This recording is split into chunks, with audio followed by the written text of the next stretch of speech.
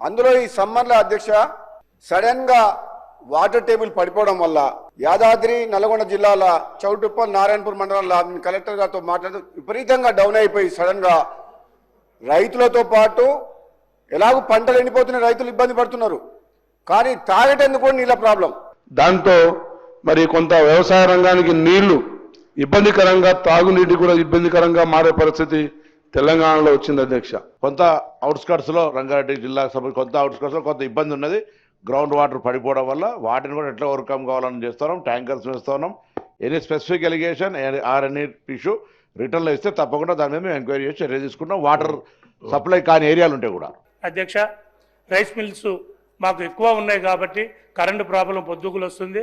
తమరి ద్వారా మన డిప్యూటీ సీఎం గారికి, హెల్త్ మినిస్టర్ గారికి కరెంటు పోకుండా కరెంటుకి సంబంధించిన అధికారులకి తెలియజేసి ఎక్కడ ఎలాంటి ఇబ్బంది లేకుండా చూడవలసిందిగా కోరుతూ